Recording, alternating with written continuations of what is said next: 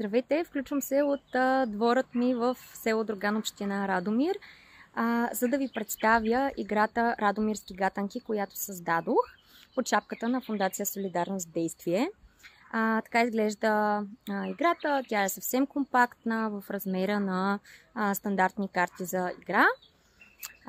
Вътре можете да откриете 54 илюстрирани и пълноцветни карти, като първите 10, обозначени в зелено, всъщност представят проекта, в рамките на който успяхме да съберем над 70 местни гатанки от различните населени места в община Радомир, с идеята всъщност да съхраним това устно народно творчество, да го предпазим от това да изчезне и да бъде забравено, като в същото време съчетаем традиционното с модерното.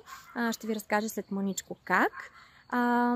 Тези карти също така представят 10 различни възможности за това как може да играете с това тесте и с карти. Всички игри са много забавни. Те стимулират творческото мислене, логиката и преди всичко имат за цел да съберат хора от различни поколения заедно, така че те да се забавляват, да общуват и да се учат един от друг. Сега ще ви покажа и самото тесте. Разбира се, няма как в момента да обхвана всички карти. Те са 44 на брой, както вероятно вече споменах. Като на всяка една от тях има автентична гатанка от различно населено място в община Радомир. Всяка карта описва откъде е открита гатанката, има я в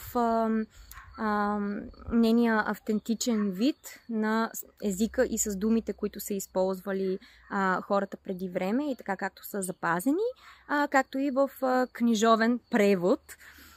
Така че ако има някакви затруднения в разбирането, да бъде по-ясно. И така, от другата страна на гръбчетата на гатанките сме поставили изображения, генерирани с изкуствен интелект, отново различни за всяка карта, като по този начин, както сме описали, имате възможността да играете над 10 различни видове игри с тези карти.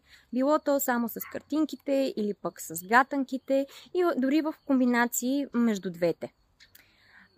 И така, ако желаете, можете да се здобиете с един от тези комплекти. Част от тези, които сме създали, ще разпространим в местни